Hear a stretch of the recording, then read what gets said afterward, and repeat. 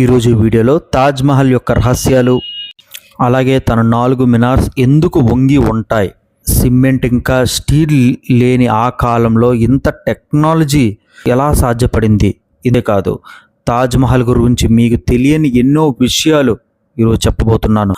So అసలు late చేయకుండా ఈ వీడియోని స్టార్ట్ చేద్దాం. ప్రపంచంలో 7 వండర్స్లో ఒకటిగా తాజ్ మహల్ నెంబర్ 1 అవడానికి 20,000 కూలీలు రాత్రి పగలు కష్టపడితే అయ్యింది.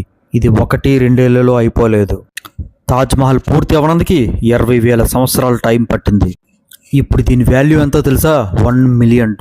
తాజ్ మహల్ కట్టడానికి మొఘలులు అప్పుల్లోనే గొప్ప టెక్నిక్ వాడారు. తాజ్ మహల్ చూసిన ఇప్పటి ఇంజనీర్స్ ఇప్పటికీ కూడా దాన్ని అప్రిషియేట్ చేస్తూ ఉంటారు. ఇప్పటికీ ఎవరైనా సరే తాజ్ మహల్ చూస్తే హెల్యూసినేషన్ కూడా క్రియేట్ అవుతుంది. ఎగ్జాక్ట్గా దీని సైజు దూరం నుంచి కూడా మనం క్యాలిక్యులేట్ చేయలేము. అంతేకాదు దీని చుట్టూ ఉన్న మినార్స్ ఇప్పటికీ కూడా సైడ్కి ఒరిగుంటాయి. దీన్ని ఇలా క్రియేట్ చేయడానికి ఒక కారణం ఉంది. ఎప్పుడైనా సరే ఎర్త్ క్విక్ వచ్చినప్పుడు వీటి ఒరుగున్న మినార్స్ సైడ్కే పడిపోవాలి, కానీ తాజ్ మహల్ మీదకి పడకూడదని చెప్పేసి గొప్ప టెక్నిక్ వాడారు ఆ కాలం ఇంజనీర్లు. 1600 ఏళ్ళు ఇప్పుడున్న ఇండియా, పాకిస్తాన్ మొఘల్ ఎంపైర్ పరిపాలనలో ఉండేది.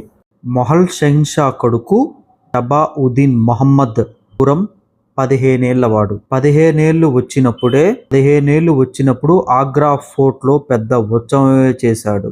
మహమ్మద్ ఖురం అంటే తన తండ్రికి ఎంతో ఇష్టం. అందుకే తన ప్రతి పుట్టినరోజు బంగారపు ఆభరణాలతో తూకం వేసేవాడు. తను బరువు ఎంత ఉందో అంత నగల్ని తన పేరు మీద ఉంచేసేవాడు. ఈ ప్రతి ఏటా జరిగేది ఈ ఉత్సవమే కాదు, ఇంకొకసారి ఇంకో బహుమతి కూడా దక్కింది, అదే ముంతాజ్. మొహమ్మద్ ఖురంకి ముంతాజ్ నుంచి పెళ్లి చేశాడు. వాళ్ళు మొదట చూపులోనే హంతులేనంత ఇష్టపడ్డారు. ముంతాజ్ కూడా మొహమ్మద్ ఖురం అంటే చాలా ఇష్టం పెరిగి మళ్ళీ తర్వాత అదే అంటే 10 ఏళ్ల వరకు మొహమ్మద్ ఖురం ఎన్నో యుద్ధాలు చేశాడు. అప్పుడే తనలో తనే ఊహించుకొని షాజహాన్ అని అనుకున్నాడు. షాజహాన్ అంటే ప్రపంచ యొక్క బాద్షా. జహాన్కి మొత్తం 6 భార్యలు ఉండేవారు. తన ఎక్కడికన్నా వెళ్ళొచ్చినప్పుడు అందరూ కూడా తన ప్రేమని ఎక్స్పెక్ట్ చేసేవారు. షాజహాన్ మాత్రం ముంతాజ్ అంటే ఎంతో అభిమానం, ప్రేమ పెరిగింది. 1621లో షాజహాన్ తండ్రి చనిపోతాడు. తండ్రి చనిపోయిన 7 ఏళ్లకే అంటే 1628 షాజహాన్ తన తండ్రి సింహాసనం, రాజ్యపాలన తన చేతిలోకి తీసుకుంటాడు. ఆ తర్వాత మొఘల్ సామ్రాజ్యం ఎంతలా విస్తరించిందంటే కేవలం ఇండియా మాత్రమే కాదు, పాకిస్తాన్, ఆఫ్ఘనిస్తాన్లో కూడా కొంత భాగం షాజహాన్ పాలనలో వచ్చింది.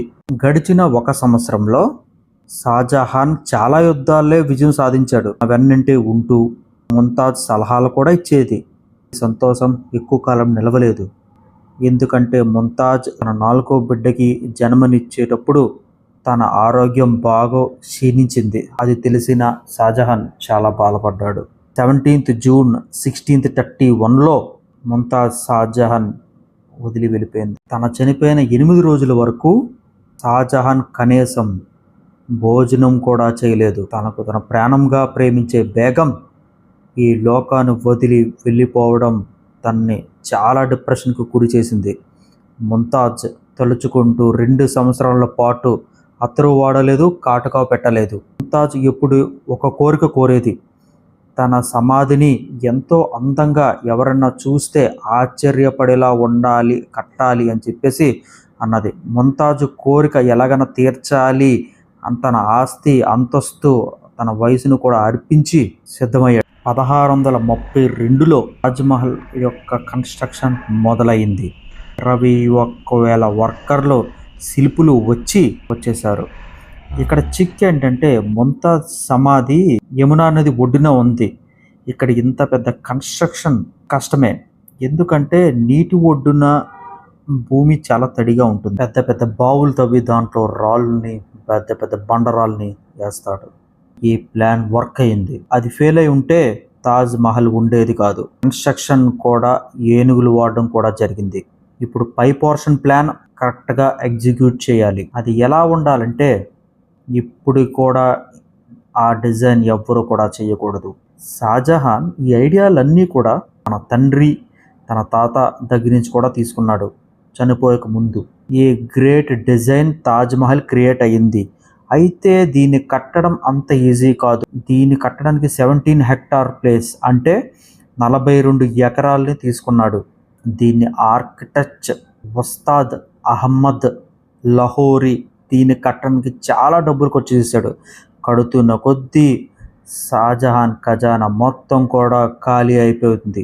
సో ఎంత ఖర్చు అయినా షాజహాన్ తగ్గలేదు.